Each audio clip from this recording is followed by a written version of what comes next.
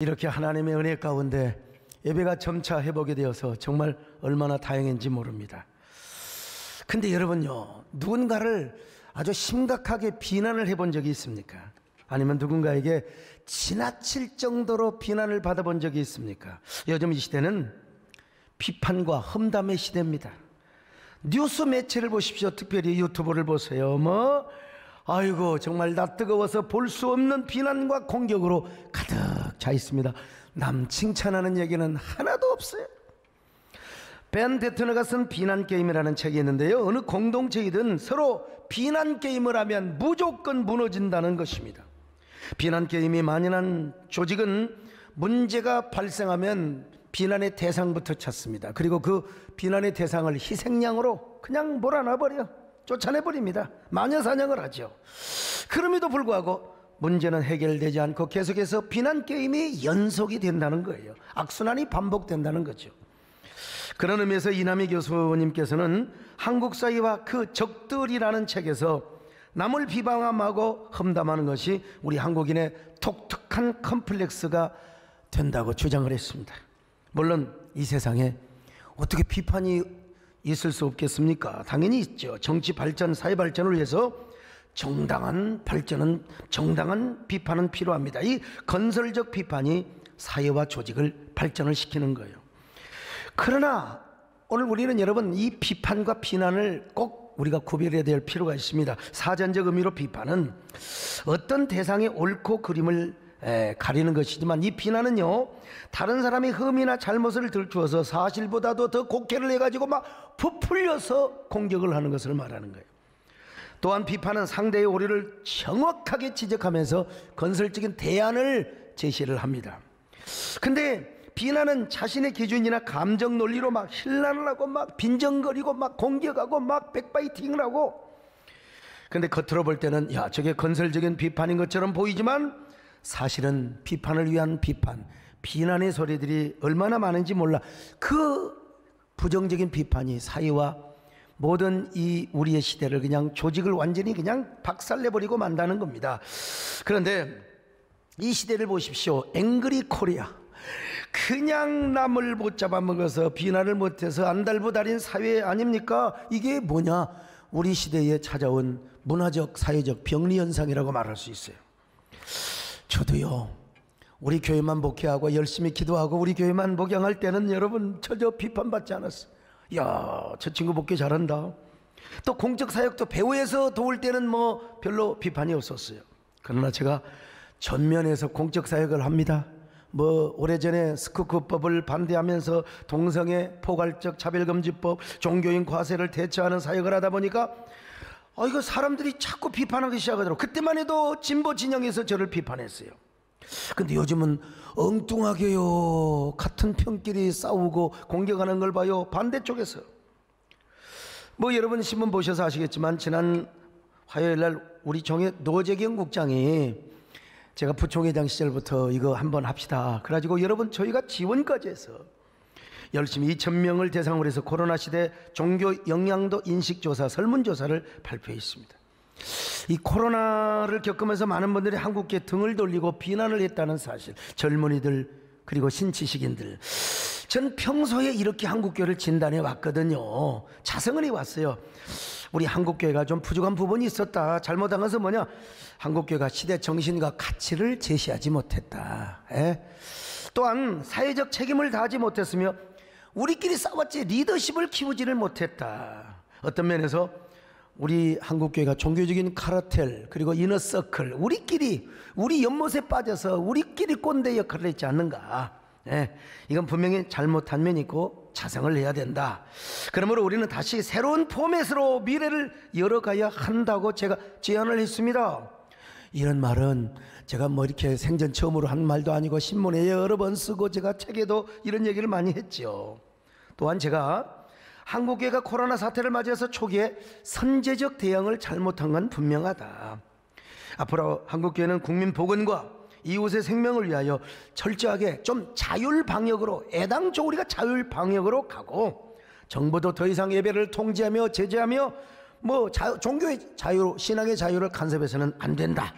우리 자율방역으로 가자. 이제는 다시는 이런 정부로부터 제약을 받는 일이 없도록 하자.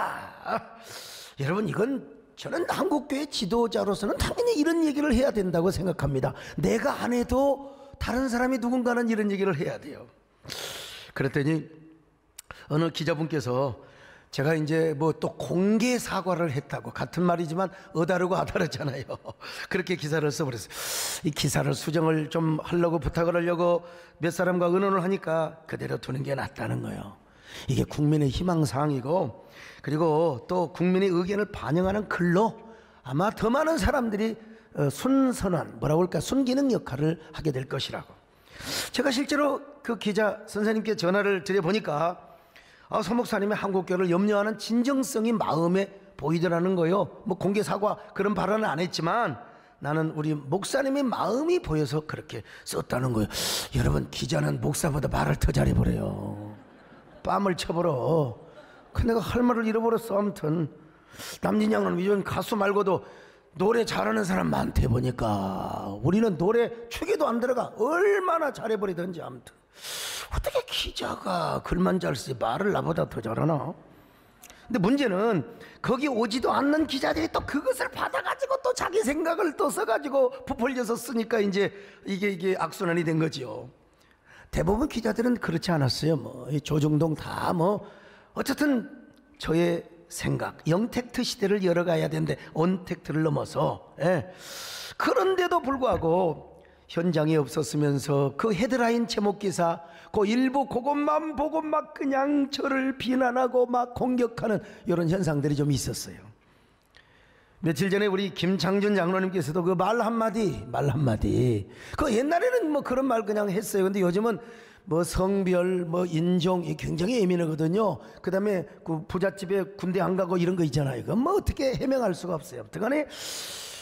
우리 김창준 장로님이 그 말씀을 넣으셔가지고 그냥 그 공격을 받는데 너무 안쓰러워서 제가 전화를 드렸죠. 장로님, 뭐 그냥 이것도 뭐 하나의 교훈입니다. 그냥 또 이럴 수도 있는 것이니까 이제.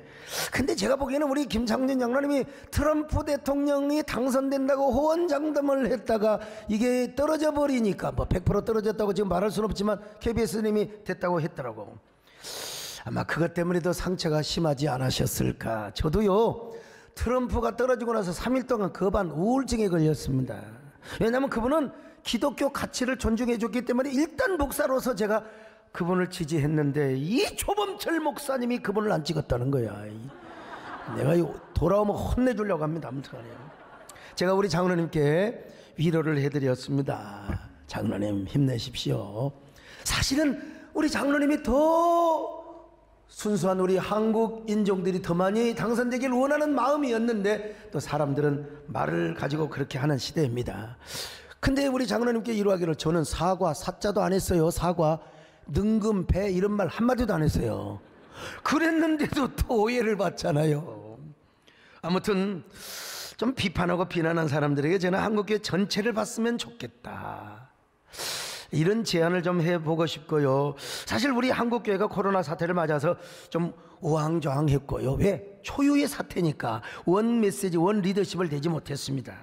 그러니까 막 유튜브와 포털 사이트에서 막 자기 단톡방에서 스스로 지도자가 너무 많아가지고 막 이래야 된다, 그리고 막 그냥 온라인 예배가 성경적이냐 아니냐 막 이런 것 가지고 싸우고 온갖 비난 게임을 얼마나 자행했는지 몰라요.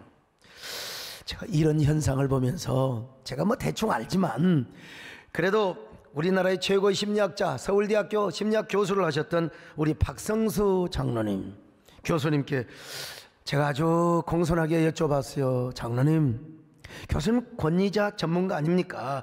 왜 사람들이 요즘 누군가를 그렇게 미워하고 험담하는 씨가 되어버렸습니까? 왜 앵그리 코리아가 이렇게 되어가고 있습니까? 이 시대는 비난 게임이 난무하며 남을 비난하지 못해서 안다라는 시대로 왜 이렇게 치닫고 있을까요? 두 가지로 요약을 해서 말씀을 해주시더라고요. 첫째로 대부분 자기 안에 있는 내면 컴플렉스 때문이라는 거예요. 다는 아니지만 대부분 낮은 자존감과 열등의식. 이 자존감이 낮고 열등감이 많은 사람은요, 남을 비난함으로써 자신의 존재감을 드러내요. 내가 이 정도 되는 사람이야. 그래서 이제 공인들을 막 공격하고 하지요. 근데 그 안에는요, 비주류의 DNA가 있다는 겁니다. DNA가. 그래서 남을 공격하고 그래서 자신의 자존감을 높이는 사람은 스스로 나는 비주류다 이렇게 선언하는 것과 똑같다는 것입니다. 그리고 중요한 사실은 그 비주류에서 본인이 족장이 되어서 일단 비주류의 공동체를, 그러니까 이제 단톡방 같은 데 이제 그렇잖아요. 자기가 대장 노릇하면서 막 남 공격하고 말이죠. 근데요, 더 중요한 것이 있는데, 요 비주류의 본성과 DNA는 선대 조상으로부터 물려받게 되었다는 겁니다. 참 이제 지나치게 욕자라고 남 비방하고 비난하는 사람들을 조상으로 거슬러 올라가면 그 선대에 반드시 그런 사람이 있다는 거예요. 그 DNA를 물려받아 가지고 어쩔 수 없이 그렇게 남을 비방한다는 겁니다. 저는 이런 이야기를 들으면서 과거 영국 웨일즈 대학교에서 했던, 국민일보에서도 옛날에 다 보도 다 했는데, 웨일즈 대학교에서 1000명의 우울증 환자를 조사해 보니까 그것도 유전인자가 있더라는 거예요. 조상으로부터. 그래서 조상으로부터 내려온 그 불행한 유전인자는 그 삶의 불행한 프로그램을 깔아놓더라는 거예요. 그러니까 이제 우울증이 걸릴 수밖에 없는 거예요. 그러나 좋은 유전인자를 물려받은 사람은 그 사람의 인생에 행복의 프로그램을 깔아요. 아주 용단 카페트를 깔아주는 거예요. 그러니까 자신도 행복하고 남도 칭찬하는 삶을 살게 되는 거죠. 나는 깨달았어요. 우리는 예수 그리스도의 보혈의 능력으로 영혼만 구원받을 뿐만 아니라 우리 안에 있는 나쁜 본성, 이 나쁜 DNA, 이것도 치료를 받아야 되겠구나. 그리고 우리가 순간순간에 막 남 욕하고 싶고 막 그냥 감자나 먹어라 막 뒤에서 백바이팅 하고 싶은 마음이 있을 때 예수 그리스도 이름으로 이걸 눌러버려야 되는 거예요. 여러분 이 본성을 예수 그리스도의 보혈의 능력으로 눌러버리시기를 바랍니다. 험담하고 싶은 마음 말이죠. 그리고 생각해봐야 돼. 이거 혹시 우리 조상으로부터 물려받은 거 아니야? 이게 우리 할아버지 할머니가 이런 거 아니야? 맨날 동네에서 말이야 얌욕하고 내가 이런 거 아니야? 그래도 예수 그리스도의 보혈의 능력은, 예수님의 능력은, 예수님의 이름은 이 못된 본성과 그리고 모든 DNA 치료해주는 능력이 있음을 믿으시기를 바랍니다. 그러니까 여러분 남 험담하고 싶을 때 예수님의 보혈을 잡으세요. 보혈의 능력을 잡으세요. 능력을요. 그리고 그 보혈의 능력이 나의 삶의 견인차가 되게 하여 주옵소서. 선한 말을 하게 하여 주옵소서. 어떤 경우도 우리는 보혈의 강을 지나게 하여 주옵소서. 나쁜 마음이 들어올 때마다 주여 보혈의 강물에 빠져들게 하여 주옵소서. 마귀는 남 비방하면 얼마나 좋아하고 박수친지 몰라요. 근데 여러분 그런 마귀 좋아하는 춤추게 하지 마시고 언제나 보혈의 강을 지나서 아버지의 품에서 사시기를 축원합니다. 남 축복하며 남 사랑하며 살아가시기를 축원합니다.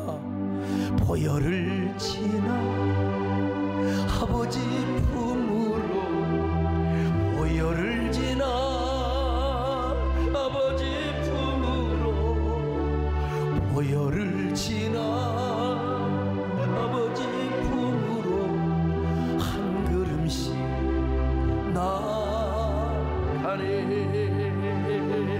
존귀한 주여 내 영을 새롭게 하시네. 존귀한 주여 내 영을 새롭게 하시네.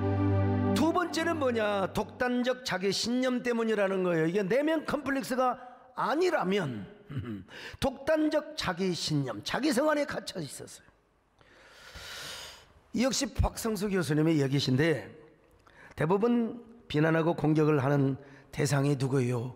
잘 나가는 사람 아니면 공적인 인물 그러잖아요. 그런데 자기 편견이 안 맞아. 내 생각하고 안 맞으면 막 무조건 비난하고 비하를 하는 거예요. 더 중요한 것은 말이죠, 자기가 비판하고 공격하면 내가 그런 말을 해 그러면 이 사회가 바뀌어지고 이 사회 정의 실현이 이루어진다는 환각 속에 빠진다는 거예요. 이게 무서운 거죠. 내면 컴플렉스야 그렇다고 하지만 그 비난과 험담 자체가 철저하게 자기 편견의 기준이 되고 자신의 독선적인 신념을 절대화하기 때문에 내가 이 말을 함으로써 본인이 만족하고 이 세상이 바뀌어질 것이라는 환각, 이게 정말 큰 문제라는 거죠. 근데 중요한 것은 저 사람 굉장히 아주 순수하고 저 사람이 반듯해요. 선비정신이 그 사람 속에 있기 때문이라는 거예요. 사실은 선비도 나름 이 비주리 선비가 있지 않습니까? 비주리에 있는 선비들, 사극 드라마를 보면은 관직에 있지만 비주리에 있는 선비들이 뭐 어떤 사건이나 임무를 향하여 막 그냥 그게 사실 그래 안 해도 돼. 그런데 막 자기 고집을 세우는 거요. 전하 아니되옵니다. 통촉하여 주시옵소서. 전하 그래 안 해도 돼요. 그냥 좀 유연하게 할 수 있는데 뭐 끝까지 자기 고집을 피해서 전하 통촉하여 주시옵소서. 그러다가 관직을 사직하고 낙형해서 뭐 그냥 자신의 소신 뭐 그러다가 불행하게 살다가 죽어요. 오늘날도 마찬가지라는 겁니다. 예. 이게 참 선비정신을 잘못 물려받은 사람, 이게 비주리적 선비정신. 자기 소리를 내요. 자기 소리. 그러다가 그냥 자기 소리 내다가 죽어요. 그냥 짝하고. 그 얼마나 불행해. 인생의 행복도 누리지 못하고. 우리나라는 선비 문화의 전통이 있지만 이스라엘은 랍비 문화의 전통이 있어요. 랍비들은 뭐라고 가르치는 줄 아세요? 다른 사람을 비판하고 욕하는 것은 악마의 장난이라고. 악마의 장난이래. 특별히 유달리 다른 사람의 단점만 잘 보는 사람은 이불 아이, 악의 눈을 소유하고 있다는 거예요. 악의 눈. 왜냐하면 창세기에서 말하는 대로 선악을 판단하고 남을 비난하는 것은 하나님의 고유 고난인데 지가 하나님의 자리에 올라간다는 것이죠. 심지어 랍비들은 이런 걸 가르친대요. 남을 미워하고 중하고 욕하는 것은 말로만 하지 않고 마음으로만 먹어도, 이건 뭐 사실 성경적 원리와 비슷한 얘기인데, 마음만 먹어도 안 좋은 일이 일어날 수 있고 자신에게 하나님의 저주가 올 수 있다는 거예요. 이런 내용이 초등학교 때부터 하시디즘에 교과서에 기록이 되어 있으니 참, 비록 하시딤의 이야기이긴 하지만 우리가 귀담아 들어야 할 메시지가 있다고 봅니다. 그런데 여러분, 우리 예수님은 한술 더 떠서 더 강조를 하십니다. 강력한 어조로 말씀을 하시는데 남을 비판하면 야 네가 그대로, 노골적으로 야 네가 비판하면 너도 그대로 비판함을 받아. 남을 헤아리고 비난하면 너도 그 비난을 받게 되어 있는 거야. 자, 마태복음 7장 1절로 2절 같이 봅니다. 시작. 비판을 받지 아니하려거든 비판하지 말라. 너희가 비판하는 그 비판으로 너희가 비판을 받을 것이요 너희가 헤아리는 그 헤아림으로 너희가 헤아림을 받을 것이니라. 오늘 우리는 이런 말씀을 얼마나 염두에 두고 살아왔습니까? 우리 한국교회도 마찬가지. 코로나19는 반달리즘이라는 태풍을 몰고 왔어요. 예배를 그냥 초토화시켰잖아요. 자, 그러면 우리가 서로 힘을 합쳐서 대책을 세워야지요. 근데 서로가 남을 비판하는데 앞장섰어요. 그 임진왜란 드라마를 보세요. 지금 어떻게 이순신 장군을 그냥 내세워서 뭐 왜구를 막아야 될 거 아닙니까? 그런데 왜 그렇게 조정에서는 끝까지 싸워요? 남한산성 소설을 보세요. 그냥 병자호란 안에 그냥 우리의 사랑하는 자녀들은 잡혀가고 그 연약한 아녀자들은 말이야 그냥 그 온갖 폭행을 당하는데 다 끌려가는데 말이지. 남한산성에서 말이야 척하파와 추사파가 계속 싸웠어요. 길은 없어. 여러분, 오늘 우리 한국교회도 보면은 뭐 유튜브에서 서로 지도자가 되어가지고 서로 그냥 물고 뜯고 이 한국교회가 이리 왔단 말입니다. 결국 손해보는 게 누구냐? 자기 자신이고요. 자기도 모르는 사이에 파멸의 구렁텅이로 가요. 그리고 더 나아가서 한국교회가 공멸하는 길입니다. 한국교회가 손해보는 겁니다. 자신이 비판을 해서 그 비판을 당하는 거예요. 뭐 심고 거두는 법칙이니까 그렇다 하지만은 그 비판 때문에 한국교회가 손해를 보고 지식인들 그 젊은이들의 말이야 한국교회 등을 돌리게 되는, 이러면 여러분 어찌 해야 된단 말입니까? 비난을 하면은 내 자신이 망가진다는 사실을 아셔야 돼요. 그리고 그 조직과 문화, 우리로 말하면 한국교회 공적 교회가 무너진다는 걸 여러분 어떤 경우도 험담하지 마시기를 바랍니다.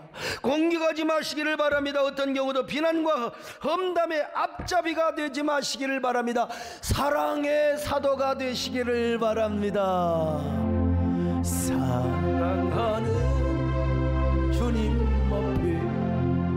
형제자매 한자리에 그 신은혜 생각하며 줄 가운 찬송 부르네. 내 주 예수 오늘마다 모든 사람 내 몸같이 얼른 위로하고 진심으로 사랑할세. 근데 이게 진단만 해서 뭘까요? 의사가 그냥 칼로 째놓고 덮어야지요. 자, 이걸 어떻게 이겨야 되느냐? 이 험담의 욕구, 비난의 욕구를 어떻게 우리가 이겨야 되느냐? 이 처방에 대한 얘기를 해야지요. 첫째로 먼저 우리 자신을 돌아봐야 돼요. 돌아봐야 돼요. 서울역 지하도 벽에 걸려있는 어느 중학교 교사가 지은 시를 소개합니다. 언제부터인가 나는 마음속에 자를 하나 넣고 다녔네. 나무를 만나면 나무를 재고 사람을 만나면 사람을 재고 나는 내가 지닌 차가 제일 정확한 것이라고 생각을 했었다네. 가끔 나를 재는 자를 볼 때마다 무관심한 채 외면했다네. 간혹 귀에 거슬리는 얘기를 듣게 되면 틀림없이 그들의 눈금이 잘못된 거라 생각을 했네. 그런데 어느 날 나는 한 번도 내 자로 나를 잰 적이 없음을 깨달았네. 그 후로 나는 아무것도 재지 않기로 마음먹었다네. 이게요, 대단한 문학성이 있고 뭐 언어의 화려한 어떤 그 연금술사 같은 시가 아니에요. 그냥 평범한 시인데 우리에게 뭔가 심금을 울려주잖아요. 그리고 뭔가 깨닫게 해주잖아요. 사실은 내 시를 걸어놨어야 되는데, 근데 이 시가 더 훌륭해서 그걸 걸어놓은 걸로 어떡하라는 거예요. 오늘 주님께서도 너 자신을 돌아보래. 주님 이전에 소크라테스도 그냥 너 자신을 알라는 거요. 오죽하면 나원 씨는 테스 영을 불렀겠습니까? 너 자신을 알라던 말이요. 자기 눈에는 들보가 있는데도 들보는 깨닫지 못하고 상대방의 눈 속에는 티만 바라본다는 거예요. 이게 뭐요? 외식하는 자야. 외식하는 자야. 그러므로 남을 판단하려면 자신의 눈 속에 있는 들보, 이게 이불 아이, 악의 눈을 우리가 볼 수 있어야 돼요. 그리고 나서 형제의 티를 보면 모르겠어요. 그렇지 않으면 외식하는 자래. 자, 한번 성경 볼까요? 마태복음 7장 3절로 5절을 같이 봅니다. 시작. 어찌하여 형제의 눈 속에 있는 티는 보고 내 눈 속에 있는 들보는 깨닫지 못하느냐? 보라, 내 눈 속에 들보가 있는데 어찌하여 형제에게 말하기를 나로 내 눈 속에 있는 티를 빼게 하라 하겠느냐? 외식하는 자여, 먼저 내 눈 속에서 들보를 빼어라. 그 후에야 밝히 보고 형제의 눈 속에서 티를 빼리라. 그러니까 내 자신을 봐야 돼요. 내 눈에 들보가 있나, 내 눈에 악의 눈이 있나 없나, 이것부터 봐야 돼요. 이걸 빼야 돼요. 그렇다고 또 송곳 가지고 여러분 또 뺀다고 그러면 아니고, 말귀를 알아먹어야지. 어떤 사람은 또 그냥 그냥 뭐 그다 몰라, 그분이 어디 교회 다닌지 정확히 조사를 해봐도 안 나와. 그런데 막 할렐루야 하고 어디 가서 또 절에 가서 불을 지릅니까? 그러면 안 돼. 구약을 문자적으로 이렇게 해석하면 절대 안 됩니다, 여러분요. 그러면 불교 다니는 사람이 우리 교회 와서 불질러면 어떻게 하려고 그래요? 말이 안 되지. 우리는 불질러도 스피드 착 하면 그냥 스프링클러가 있어서 하긴 하지만, 어떻든 여러분 자신을 돌아봐야 돼요. 자신을 돌아보면 자기 안에 내면의 소리, 양심의 소리가 들리게 되어서, 양심의 소리가요, 야, 너 자신이 무너지는 줄 모르고 맨날 남을 비방하고 사느냐? 너 왜 그렇게 남 잘 되는 꼴을 못 봐? 지금 너는 그렇게 말하고 싶은 대로 말하고 짓거리고 싶은 대로 짓거리지만은 네 내면의 마음이 얼마나 무너져가는 줄 모르냐? 너 무너져가는 거 지금 이웃 다 알고 있어. 너만 모르는 거야. 네가 외식하고 네 눈에 들보가 있으니까, 이불 아이가 있으니까 모르는 거야. 여러분, 사울이 막 다윗을 핍박하고 죽이려고 할 때요, 자신 안에 그런 음성이, 내면의 양심의 소리가 들려왔을 건데 그걸 눌러버린 거예요, 이 바보가. 그래가지고 자신이 병들어서 스스로 인생의 파멸을 자초하게 된 거 아닙니까? 그러나 반대로 다윗은요, 사울과 반대로 철저하게 자신을 돌아봤어요. 그리고 성찰하는 기도를 드려서 기가 막힌 기도입니다. 자, 시편 139편 23절로 24절 같이 보실까요? 시작. 하나님이여, 나를 살피사 내 마음을 아시며 나를 시험하사 내 뜻을 아옵소서. 내게 무슨 악한 행위가 있나 보시고 나를 영원한 길로 인도하소서. 나를 살피사 나를 시험하사 나에게 무슨 악한 것이 있나 보시옵소서. 이거 얼마나 여러분 기도할 때 주여 아버지 이런 기도도 중요하지만 하나님 내게 무슨 악한 행위가 있습니까? 내 눈에 들보가 없습니까? 내 마음에 어떤 악한 행위가 없습니까? 나를 영원한 길로 생명의 길로 인도하여 주시옵소서. 여러분 그렇게 기도를 하시기를 바랍니다. 자신을 성찰하는 기도를 할 때요 특징이 뭐냐? 남 함부로 비판 못해요. 내가 부족하고 나부터 허물이 많은데 어떻게 남을 비난하고 어떻게 남을 비판하겠으면 저는 여러분 원래가 제가 좀 똑똑한 찌하는 스타일이에요. 우리 권영관 장로님처럼 아주 못나 아주 겸손하게 아주 그냥 그런 스타일이 아니에요. 제가 뭐 100점도 많이 안 맞아봤지만 어쩌다 100점 맞으면 나는 시험지를 들고 운동장을 한 바퀴를 돌아요 그냥. 예? 그리고 회관도 한 바퀴 돌아서 100점만이라 굉장히 힘들었는데 저는 그런 스타일이에요. 그러니까 이런 사람은 어디 가서 잘난 체하고 절대로 어디 가서 남 못하는 사람 쪼다라고 하고 비판 정신이 많은 사람이요. 저도 이래봬도 여러분 남원의 선비 정신이 강한 사람입니다. 저 여러분요 똑똑한 선비처럼 보이지 않습니까? 그런데 은혜를 받고 보니까요 내가 부족하기 짝이 없어요. 은혜를 받으니까 하나님의 사랑 속에 가니까 내가 너무나 부족해서 울어요. 누구를 비난을 할 수가 없다니까 용기가 없어서가 아니라 그냥 내가 부족해서 주님 앞에 주님 내가 무엇입니까? 내가 주님 앞에 무엇입니까? 마른 막대기가 아닙니까? 내가 주님 앞에 쓸모없었대 타다 남은 죄가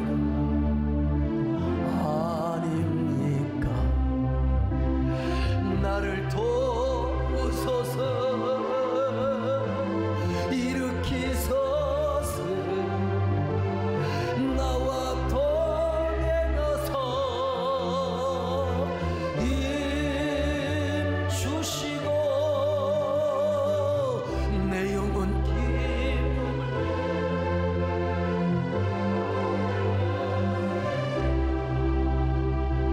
주님을 기쁘게 하옵소서.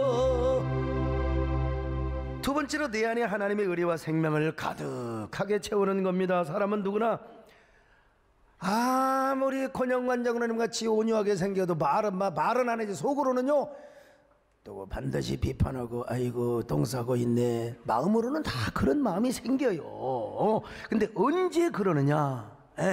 내 안에 은혜가 고갈이 되면 그래요. 주님의 생명력이 고갈이 되고 그러면 반드시 우리 안에 선악의 논리가 생깁니다. 스스로 선악과 과장으로 성질을 한다니까. 아무튼 간에 오늘 우리 시장님이 교회 오시다가 또 시청에 무슨 일이 있어 다시 시청으로 가셔서 지금 유튜브로 들으실 거예요. 근데 회장에서 스스로 과장으로 성전하는 거예요. 선악과 과장. 복지과 과장이 아니야. 선악과 과장으로 성전하는 거야. 아무튼 참 내면에 예수님의 생명이 고갈이 되어 있어 버리면요 언제나 이 사람은 옳고 그름만 판단해요. 선악 판단. 그래서 자기 중심의 정의 윤리와 도덕을 주장하고 앞세웁니다. 그러니까 이런 사람 항상 규칙. 은혜 없는 교회 보세요. 맨날 싸워요. 거기서 법 전공하는 사람이 또 와서 그냥 자문해주고 뭐하고 이게 되겠습니까? 여러분 은혜가 충만한 교회는 그렇지 않아요. 성경을 보세요. 하나님 은혜와 예수 그리스도의 생명이 부족한 상태에서는 아무리 정의를 행하고 아무리 공의롭게 재판을 해도 거기에 악이 있대. 거기에 악이 있어요. 전도서 3장 16절 시작. 또 내가 해 아래서 보건대 재판하는 곳 거기에도 악이 있고 정의를 행하는 곳 거기에도 악이 있도다. 재판하고 정의를 행하는 거 우리는 우리 깐에는 말이요 그냥 정의를 한다고 했는데 지내놓고 보니까 똥장물을 맺다니까. 세상에 이 말씀 앞에 누가 자유로워요? 그러므로 우리는 생명의 시각, 생명의 마인드, 그리고 우리 안에 티도 들보도 다 빼고 예수의 생명력으로 가득한 신앙생활. 그런 사람은요 공동체의 덕을 세워요. 아이고 내가 이 말이 봤자 뭐 교회 덕도 안 되니까 뭐요? 예수 그리스도의 사랑으로 그냥 아멘하고 덮습니다. 베드로전서에 뭐라고 그랬어요? 사랑은 허다한 죄를 덮느니라. 덮어요. 자, 베드로전서 4장 8절입니다. 시작. 무엇보다도 뜨겁게 서로 사랑할지니 사랑은 허다한 죄를 덮느니라. 하나님의 은혜와 생명이 없는 곳에는 까불려. 그러나 하나님의 은혜와 생명이 충만한 곳에는 하나님 은혜로 그냥. 그래서 여러분요, 구약에서도 죄를 씻는다라는 의미도 있지만 죄를 덮는다. 우리 하나님이 덮어줘버려 덮어줘버려. 룻기에서 룻이 보아스에게 그대 옷자락으로 나를 덮으소서, 나의 수치를 덮으소서. 덮어주는 거예요. 여러분, 똑같은 사건인데 셈과 야벳은 아버지 수치를 덮었어요. 덮어가지고 아버지의 수치를 드러내지 않고 장막에다 잘 모셔드렸는데 함은요 얼마나 까발렸는지 몰라요. 그냥 함이요 거짓말한 거 아닙니다. 난 우리 아버지 수치를 보았다는 거예요. 온 동네방네 그냥 뭐 누구요 조카들한테까지 다 까벌리고 다녔어요. 여러분, 이게 그냥 은혜가 없으니까 그냥 까벌리고 다니고 싶어하는 본능이 그냥 발동을 해가지고 말이에요. 근데 어찌 됐습니까? 노아가 일어나서 불행하게도 함과 그의 후손을 저주에 버렸다는 사실을 아셔야 돼요. 그러니까 우리 안에 생명이 가득하면 됩니다. 남 비방 안 하려고 노력할 것도 없어. 사실은 내 안에 하나님의 사랑과 은혜와 생명이 가득하면 남 비방하고 싶은 마음 없어져요. 여러분, 경험적으로 그렇지 않던가요? 내가 은혜가 충만해, 막 그냥 사랑이 충만해, 막 예수 그리스도의 생명이 충만해요. 그러면 어지간하면 주야 뭐 주님도 덮어주는데 뭐 아이고 내가 뭐라고 하겠는가, 그냥 지나가는 거예요 그냥. 그런데 은혜가 떨어져요. 그냥 불평과 원망이 생기면 그냥 안 보이는 것 같아. 남들은 다 지나가는데 왜 나는 그렇게 주보의 옷자가 다 보이는지 몰라. 그냥 주보 교정파성도가 되는 거예요 그냥. 아유, 남들은 그냥 그냥 코도 한번 풀 수 있는 거 그냥 지나가는데 왜 그것만 보이냔 말이야. 이게 참. 여러분, 내면에 하나님의 은혜를 가득 채우시기를 바랍니다. 이런 사람은 본질에는 강합니다. 본질에는 강해요. 성경적 진리와 가치를, 본질을 지키는 데는 여러분 담대합니다. 그러나 제가 해보니까 상대성이 있고 이런 부분들은 여러분 참 우리가 좀 익스큐즈를 할 수 있어요. 마음이 넓어요. 유연하게 지나갈 수 있어요. 절대로 선악과 과장되지 않습니다. 여러분, 언제나 예수 그리스도의 생명과 은혜가 여러분 안에 철철 넘쳐오시기를 축원합니다. 나의 주와 나의 생명이신 당신의 나의 생명나무 나의 사랑 나의 소망이신 당신은 나의 생명나무 할렐루야. 에덴 동산처럼 생명과 실내 지면 푸르름 가득했던 새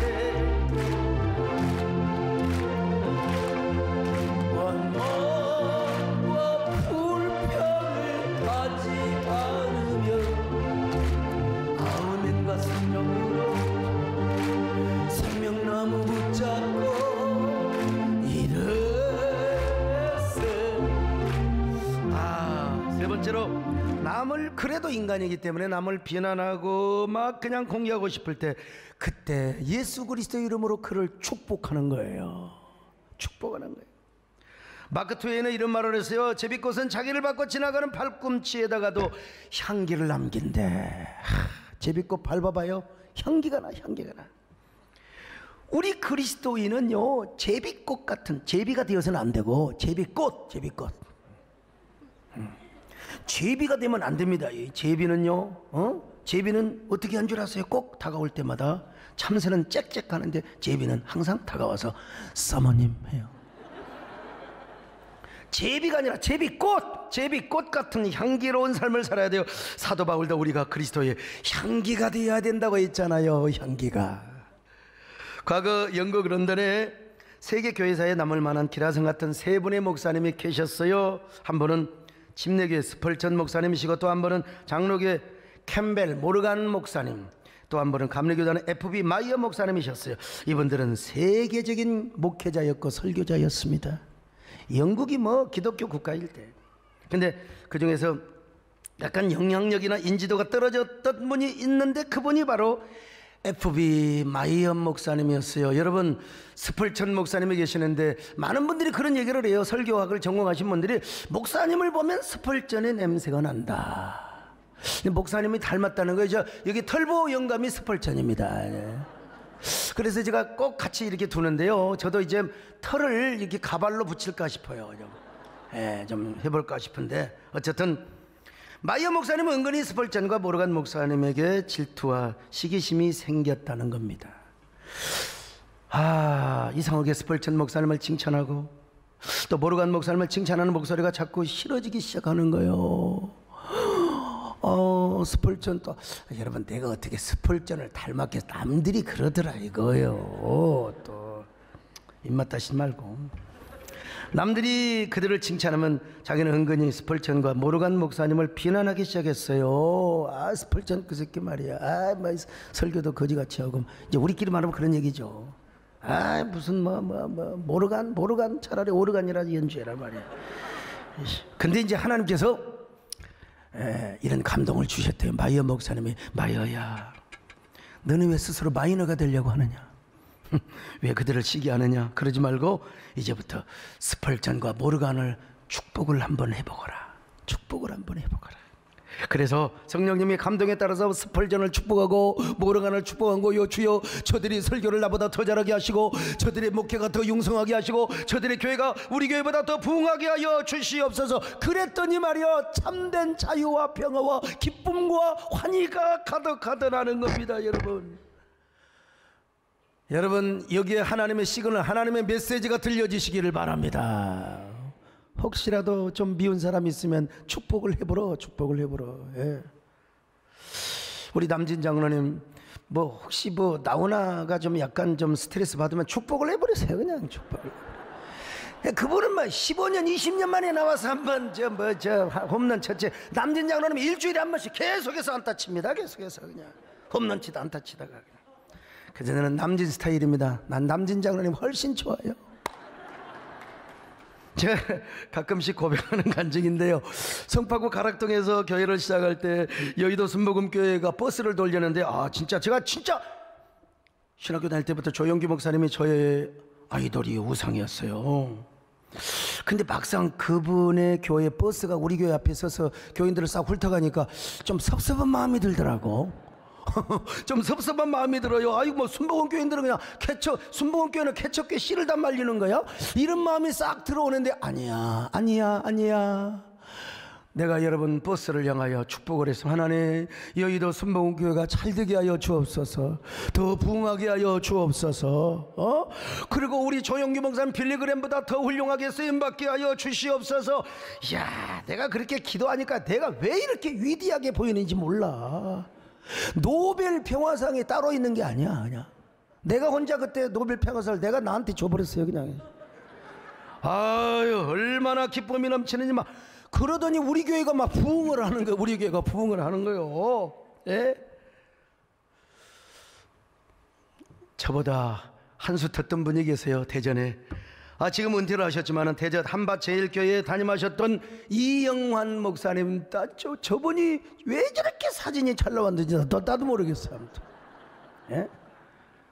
저 어르신도 제가 형님하고 존경하는 분입니다. 이분도 저처럼 스펙이 화려한 분도 아니고 저보다 키는 크기는 하지만은 결코 인물이 저보다 잘생겼다고 말할 수는 없어요. 사진 다시 한번 보여줘 보세요. 그런데 저분도요, 저처럼 조그만 지하실에서 개척을 하셨어요. 근데 그분이 새벽기도 할 때마다 새벽기도 할 때 그냥 할 일이 없으니까 계속 기도하시는. 근데 뭔 기도를 하느냐? 교인들을 위해서 기도를 다 지나고 나서 뭔 기도를 했느냐? 우리 한국교회 유명한 목사님들을 위해서 축복한 거야.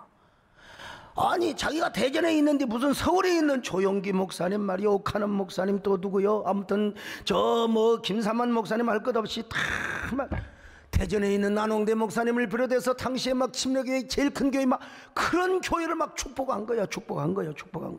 그러더니 세월이 흘러서 대전에서 아마 9,000평 거의 10,000평, 여러분 교회가 대전에서 9,000평 땅을, 이건 대단한 겁니다. 그리고 예배당을 뭐 수천 명 들어가 예배당을 지어버렸더니 그분이 뭐 배짱은 좋아가지고 정권사님이 그런 배짱이 있어야죠. 근데 그렇게 예배당을 지어놓으니까 주변이 더 아파트촌으로 다 바뀌어버렸어요. 서대전의 아파트 그냥 교인들이 막 꽉 차는데, 와, 참 어떻게 그럴 수가 있어요. 내가 그분에게 도전을 받았습니다. 도전을 받았어요. 하나님, 저도 이영환 목사님을 본받겠습니다. 따라가겠습니다. 저도 한국교회 큰 교회 목사님을 축복하겠습니다. 그렇게 하고 나서 저도 막 그냥 이영환 목사님처럼 막 그냥 기도한 거야. 막 그냥 막 이웃의 근동의 목사님들까지 그냥 막 큰 경쟁의 목사님들까지 배 아픈 목사님까지 전부 축복을 했더니, 이야, 내 마음이 넓어지더만. 진짜 천하를 소유하는 것 같아 그냥. 그러고 나서 하나님이 이 땅을 주신 거요. 할렐루야. 뭐 우리 땅은 뭐 적지만 대전에 10,000평도 안 받고요. 이게 금 노란자거든요. 그런데 나는 그래서 우리 이영환 목사님에게 너무너무 감사를. 사람을 잘 만나야 돼. 잘 만나야 돼요. 그래서 저도 여러분 40초만에 이 땅을 사가지고 40 중반에 여러분 우리나라에서 당시에 단일 건물로서 최고의 교회를 짓게 된 겁니다. 누군들 비판하고 누군들 공격하고 누군들 비난하고 싶은 마음이 없겠습니까? 그러나 그런 마음을 억누르고 축복을 하면 하나님께서 더 은혜를 주시더라고요. 더 은혜를 주세요. 오늘도 예수님 말씀하셨잖아요. 야, 네가 비판하는 만큼 비판받는다. 자, 성경 또 볼까요? 마태복음 7장 1절로 2절입니다. 시작. 비판을 받지 아니하려거든 비판하지 말라. 너희가 비판하는 그 비판으로 너희가 비판을 받을 것이요 너희가 헤아리는 그 헤아림으로 너희가 헤아림을 받을 것이니라. 이 말씀을 거꾸로 뒤집으면 이런 말입니다. 여러분, 야, 네가 칭찬받고자 하느냐? 남을 먼저 칭찬해라 이거요. 야, 네가 복 받고 싶어? 남을 축복해라 이거요. 그러면 네가 복을 받게 될 것이라 이 말이요. 너 절대로 비난할 수가 없다.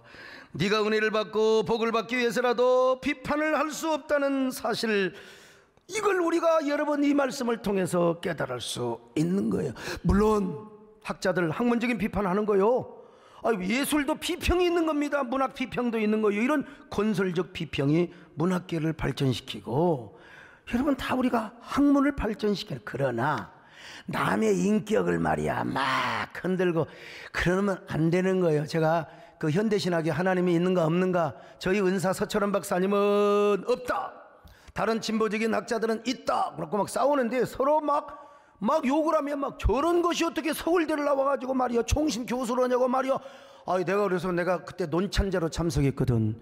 교수님, 여기는 지금 입시름하고 여기서 지금 인신 모욕을 하는 게 아닙니다. 이 학자들이 돼가지고 학문으로 해야 되는 거지 왜? 그냥 학문으로 하세요. 왜? 내가 여러분 화장실에 가서 혼내주려다가 말았다는 사실을. 여러분, 내가 복받기 위해서라도 남을 격려하고 칭찬하며 축복하시기를 바랍니다. 이 진리를 깨달으시기를 바랍니다. 이 축복을 깨달으시기를 바랍니다.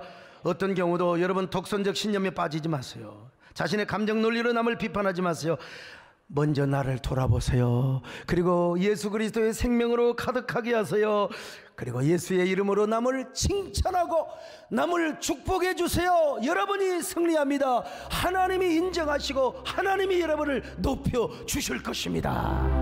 가슴에 손을 얹고 기도합니다. 하나님, 나는 누구입니까? 나는 어떤 사람입니까? 나는 나를 돌아보며 살아가는 사람입니까? 내 안에 얼마나 예수 그리스도의 생명이 가득합니까? 그리고 나는 남을 얼마나 축복하며 살아갑니까? 우리 모두 제비꽃 향기를 풍기는 향기로운 삶을 살게 하여 주옵소서. 앵그리 코리안 처치를 넘어 우리는 제비꽃 향기를 품는 저희들 되게 하여 주시옵소서. 우리가 이 손으로 우리의 가슴을 축복합니다. 우리의 가슴이 이런 가슴 되게 하여 주옵소서. 따뜻하고 사랑이 넘치는 가슴 되게 하여 주옵소서. 우리도 모르는 사이에 복음을 전하고 예수님을 전한다고 하지만 내 속에 너무 편견된 독선적 이념과 그리고 신념이 우리 안에 깔려있지는 않습니까? 남을 칭찬하는 좋은 DNA 이제 후천적으로 주님의 보혈의 능력으로 우리의 가슴에 허락하여 주시옵소서. 예수님의 이름으로 기도 올렵나이다. 아멘.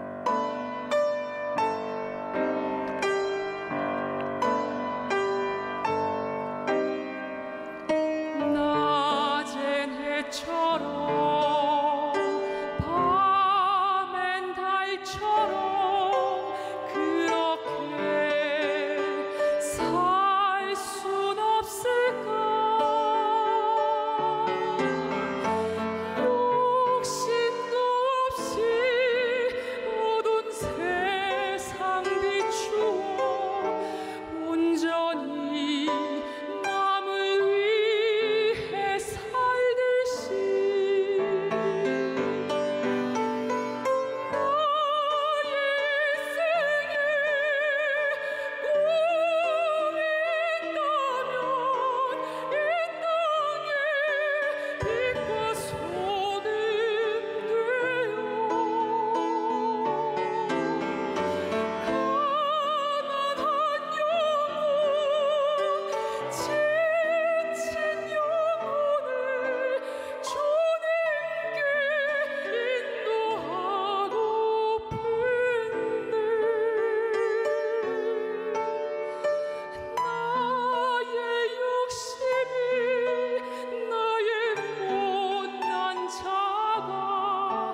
언제나 커다란 짐되어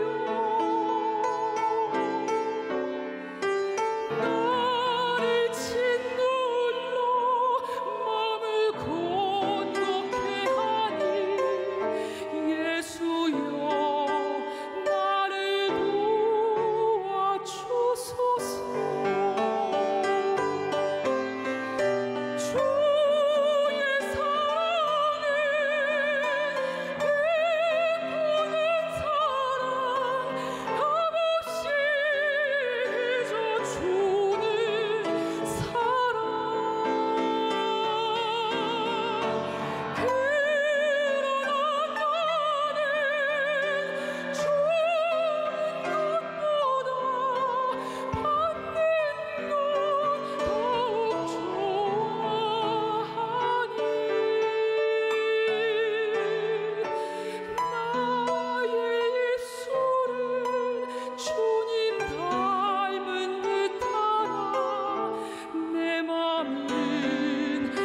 아직도 주하여 받을 사랑만 계수하고 있으니 예수여 나를 도와주소서. 예수여